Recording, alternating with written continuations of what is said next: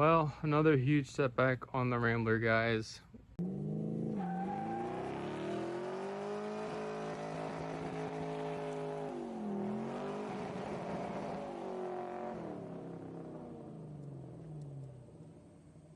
Welcome back to another video. We are getting ready to go to Holly LS Fest East in Bowling Green, Kentucky. We have to get the Rambler and the C10 ready to go before we head over to LS Fest. We're going to do the road course track in the Rambler, and then we're supposed to do drag racing in the C10. So we got to get both the cars prepped and ready to go before we head over there. The Rambler definitely needs some work before we head to LS Fest. We want to start by fixing the hood latch. If you saw in the last video, our hood latch was having a bunch of issues. So we want to get that issue solved. Our power steering rack is leaking. So we want to slap a new power steering rack in there. And we want to try to adjust the pressure to it. We think adding a little bit more pressure out of the power steering pump will help with our Hydro Boost setup. So we're thinking that adding a little bit more pressure from the power steering pump to the Hydro Boost will help with brake pedal feel. We're also going to add an air compressor because on this car right now we're running some air shocks and they're kind of leaking down. So we want to add that. We're going to add a harness bar, fix our seat belts, and that's pretty much it on the Rambler. Also, we have to align the rear suspension. It's all out of whack from whenever we were driving it last time. We've had some issues with rubbing in the rear, so we want to get it completely aligned and ready to go for the road course. And out here we got the 68 C10, which you guys are going to be seeing more videos of in the future, but we're bringing this car also to LS Fest. And the only things that I really want to get done are we wanted to add a two-step to it because we want to do the drag racing to try to help build boost at the line. Probably end up getting a higher stall converter, but right now we're going to see if that helps by adding a little bit more boost. It's kind of a little bit laggier setup than what I'd like. So we're going to try that. I also want to add an oil cooler to this truck, and we're going to have to update the seat belts in this also. Just the little things on this that I want to add to this truck before we get it ready to go. So the Rambler is probably the main priority. This truck's pretty good to go. You can turn the key, drive it pretty much anywhere. The Rambler definitely has a bit more work that we're gonna have to do. So in this episode, we should be able to get both the cars dialed before we go to LS Fest. All right, so in the last episode, you saw us go through the entire underneath of this car. We're going to address some issues that we've had in the rear suspension. Whenever we were driving it on the reveal video, we noticed issues where the rear tires were having severe wear on the inside. And ever since we've replaced these rear axles, we've noticed some issues with that. So we installed these Van Steel rear tie rod kit and their Heim joints on each side because the original Corvette rear one, we actually ended up bending both of these tie rods. We think it's because it was bottoming out on the bottom of the floor pan here. So we might have to trim that up a little bit, but this is a little bit easier to adjust so we can set the rear alignment. We're going to set the rear alignment so we're ready to do the road course when we go to LS Fest. So what we did, we made up a set of alignment tools in order to try to get this rear suspension pointing in the right direction. So what we got here is this, we water jetted this out so we can fit that on the inside of the wheel, right? And this, we put multiple bolt patterns in it so we can have a universal fit up. That way it's just not limited to using this this particular vehicle. But anyway, that goes in there and that allows us to put this wheel on there. You'll notice these hole patterns that are around it. That's going to let us put some additional bars, but that gives it room in order for us to orient this. That allows that to pivot and rotate. So we'll put a bar on there. We'll get that. We got a couple of spaces to go along with that too, but that, in essence, what we'll be able to do is be able to measure from side to side, get the toe set appropriately, and then we've got some holes here where we can put our angle indicators on here to determine the camber setting that we're going to run. So I don't know, we'll see if it works. Haven't done it before. A lot of guys are using string and sticks out there, so this is hopefully going to be a little more precise than that, but we'll find out here shortly. And so this is that whole setup installed on this side already. So you can see the bar installed so we can measure from that point. So we'll install the other side and then show you guys how we're going to align this rear end. All right, so the way we hook this on, just got a threaded stud that's the same pitch, same diameter and pitch as the lug nut. So back the lug nut off a little bit, and we're going to screw it in halfway, and then that will give us something to our center disc on.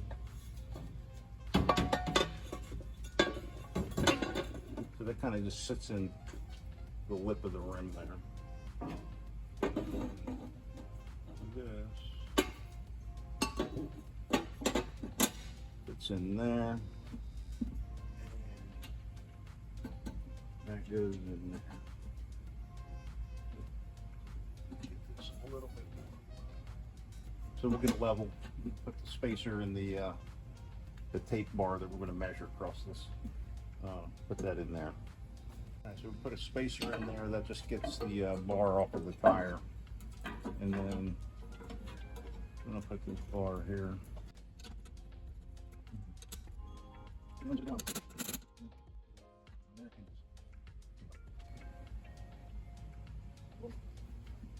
So you can kind of get an idea of what we're doing. So this bar is going to tell us how far in and out we are from our frame that's supposed to be straight. Yes. So we can set the toe by measuring to the frame. It's kind of hard to see on video, but this side's definitely pointed in quite a bit. And by moving this bar that we installed, we adjusted this side out because we were having a rubbing issue on this bracket here. You can see the inside of the tire was wearing out, hitting this bracket. And it popped that other side. It was hitting so much. You can see how close we are on this side, how close that tire is to that bowl. So whenever the suspension goes up and down, it hits it. This actually helped quite a bit. We should be good for the track day.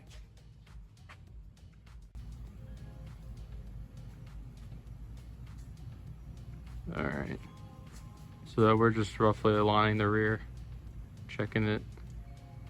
You got that whole rear suspension aligned, rolled it out, looks pretty good. So now we're working on the harness bar in the back of the Rambler. We never installed it just because we had different seats and we weren't sure what the seating position was going to be, so we didn't want to weld in the harness bar. But now that we got the new seats in, we're going to tack it in place and then weld it up so we can be legal for when we do the road course event at the LS Fest.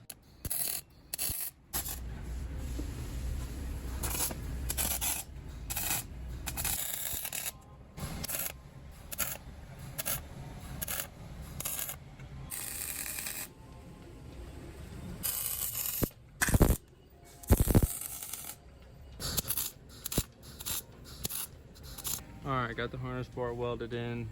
Had a little fire, slight casualty to the seat, but they're cheap seats anyway, so I have to get two for the back. So I'll probably just move that one to the back and you won't even know. But got it in, and now I gotta paint this thing and it should be good to go. All right, so now I got the harness bar painted and starting to put these harnesses together on the seats. So you can see where that one's leaned back really far. It's not that close. This is a bit more where it is. So putting these harnesses in, the ones we had in here were expired, but it turned out pretty good. So now we should be good to go for the road course. All right, well, we're going to have that rack out of there. What we're going to do is we're going to pull this power steering pump. This is from like a C5 Corvette.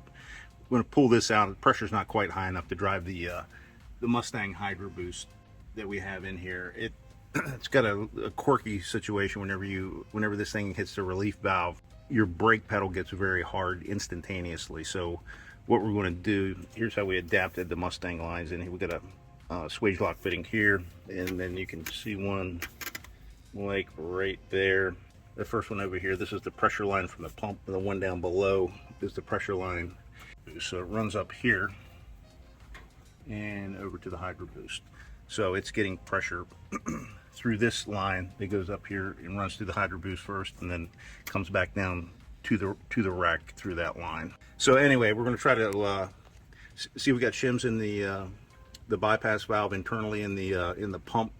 So when we pull the fan belt off, hopefully I can get that pump out of there without having to pull that pulley off. I got the pump out. It's the nice thing about this style. You don't have to remove that pulley in order to get it out of the accessory bracket. GM in its infinite wisdom puts a solid pulley. Typically this is an aftermarket one that has holes to it so you get the bolts. So what we're going to do, we're going to pull the relief valve out of here, and we're going to see if it's got shims in it. All right, so the relief valve and the flow control valve are underneath this fitting. All right, I made a little holder there. This is what I think they have a pressure reducing kit by Borgson out there, and that's all I do. Take a little aluminum tube sleeve, put a slice in it so you can hold this while you're taking this nut off. So looks like we have 2 shims in here. According to Borgson's kit, each shim is about between 100 and 150 psi. Their table that they have is not linear, so it jumps. So it says with no shims in it, should be like 1350 psi. The pump back in, put the reservoir on, connect a couple lines, and then we should be done with this thing finally. Well, there it is. It's out finally. What an absolute mess up in there this thing made. You can see her fix here, the wrapping rags around. All right, there she is. Everything's up in there. Well, another huge setback on the Rambler, guys. We were just getting ready to bleed the rack and pinion, and it looks like we blew out a seal on the power steering rack. It's like the seal blew out and it's bubbling through the boots. You can see this boot has, that one even has fluid in it. It's crazy. So looks like we blew the seals out of the rack and pinion again. So it's definitely something with our power steering pump having too high a pressure.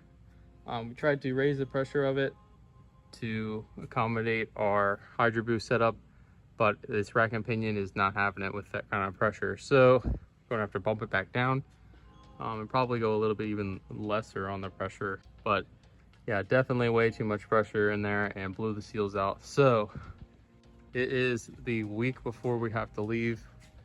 Luckily we just did this now, but we're gonna have to quickly get a different power steering rack, fix our pump, do it all over again, and hopefully we make it to LS Fest. I really want to do the road course, but hopefully we can get this fixed in time. We also have a bunch of work to do on the C10, so luckily we have a 3-day weekend, so hopefully we can get this thing knocked out. But also it's a 3-day weekend and no one has a 87 Corvette rack and pinion in stock, so we're gonna have to find one and put it in. So hopefully we can get this done, but we'll keep you guys updated. So I was talking about how bad these hood latches were on this car, and it was just broken from being so old. So we're gonna do a kind of a hood pin setup on it for right now. We put 2 hood pins in the top of the latch and then just making a plate for it to bolt to. Put the hood down and just have 2 pins instead of the latch. Trying to make the LS Fest in a short period of time. We're having a bunch of issues, like I said before, the rack and pinion, and now this stupid hood is not helping. So doing this for now, and hopefully it will work a lot better than that old hood latch did. In the last clip you saw that we were replacing the power steering rack, and we ended up turning up the pressure on the power steering pump for our Hydro Boost. That pressure ended up blowing out the seals on our power steering rack. So we were kind of stuck because it was a holiday weekend and we had to be able to get a power steering rack in time. And that particular rack is not very common to be able to find at an auto parts store or anything. Order one. So we ended up ordering one from Zip Corvette. Yeah, rack wasn't going to be here until the day before we leave. So we ended up tracking them down and giving them a call. And they actually are in Richmond, Virginia, which is only about an hour and a half from us. So we were like, all right, well, if we can't get it in time, I'll run down there on Tuesday morning and try to go pick it up.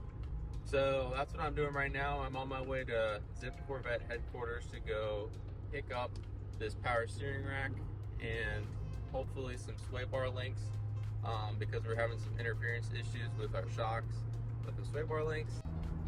So hopefully I can get down there to Richmond to pick up that steering rack from Zip Corvette. Today's Tuesday and we have to leave on Thursday for LS Fest. So that gives us 1 day to be able to get this thing dialed in. Fortunately, we were supposed to get it together over the weekend, but obviously the rack and pinion ended up blowing out those seals.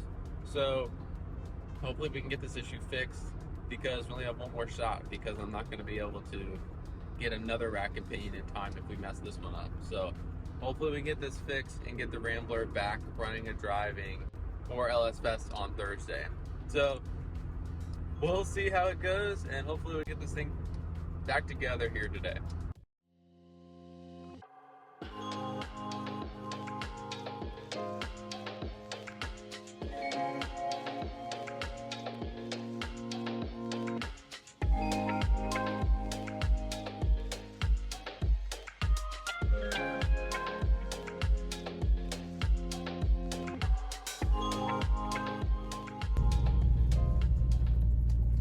All right, well, we got our rack and pinion from Zip Corvette. These guys are pretty awesome. Look at all these cool Corvettes and stuff they have. Obviously, they sell Corvette parts in Richmond, Virginia. So I'm gonna load this thing up in my Corvette and head back home. You can see all these Corvettes that they have over here. So I guess that's their shop. And then they do a bunch of product stuff. And then here's some more Corvettes. So we're definitely in the right place. So we got that power steering rack, so now I'm gonna head back. Hopefully that solves our problem here.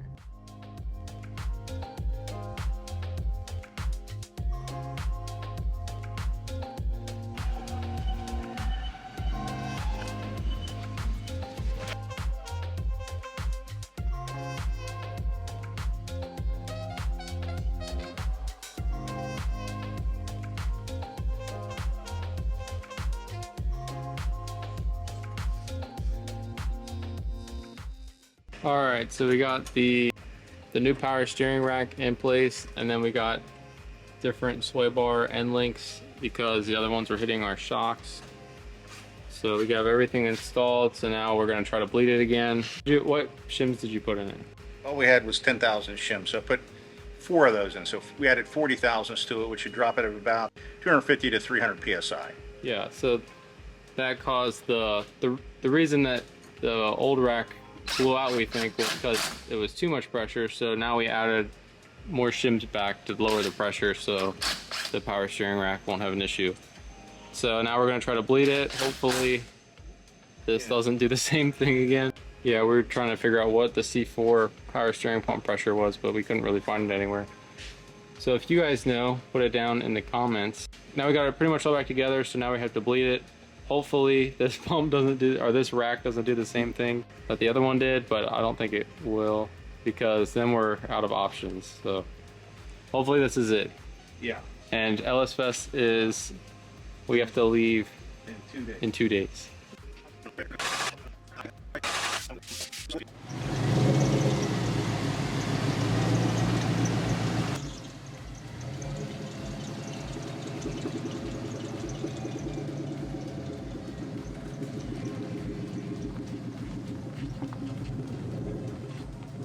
Alright, well, it's steering, so that's good. I don't see any leaks on the ground. Hopefully this car drives a lot better than it did, because that alignment in the rear was way off and the steering was not very good, and the brakes, so hopefully this changes a lot of things.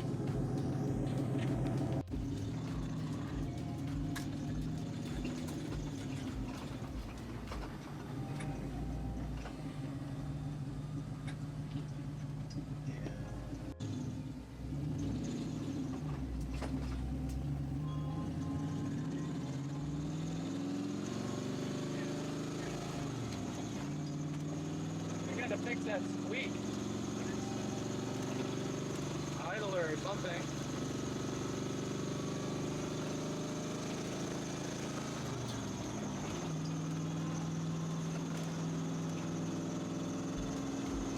Yeah, the count's gonna come back that way.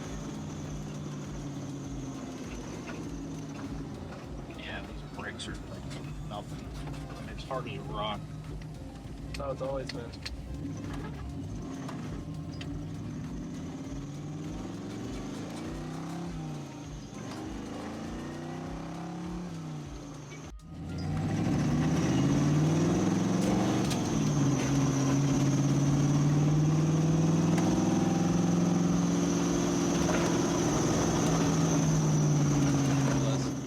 Alright guys, well this past couple days here has been kind of crazy getting the cars ready for LS Fest. We got the Rambler kind of figured out. We're still having a little bit of issue with the brake pedal. We'll hopefully get that ready to go for the track event. It should be good enough for what we're doing. We did end up figuring out that the power steering pump was too high, so we got the new rack, so there shouldn't be any more leaks underneath. So the Rambler should be good to go. We might have to dial in a few more things, but other than that, everything on the Rambler should be fixed and good to go for LS Fest. We were so busy with the Rambler, I didn't really record much on the C10, but I ended up just putting a new oil cooler going to the side of the block on the C10, pretty simple. And then I ended up changing the spark plugs out just because they needed to be refreshed. I ordered some header wrap because this side of our exhaust has fallen off. And then on the inside, and then we ended up fixing the door, which opened and closed pretty rough before, so we got that fixed. And then I ended up getting the two-step set up onto a button here. So other than that, I have to install these harnesses, put those in real quick, and the C10 is good to go for LS Fest. So that's gonna do it for this episode, guys. Just hectic week trying to get these cars ready to go. It's definitely a challenge when you have two cars that you kind of built from scratch, and trying to get them ready to do an event is always a challenge. But we should be good to go, so hopefully we'll see you guys at LS Fest this year. If you see us, say hello, and don't forget to like, comment, subscribe, and we'll see you on the next one. So we'll see you there.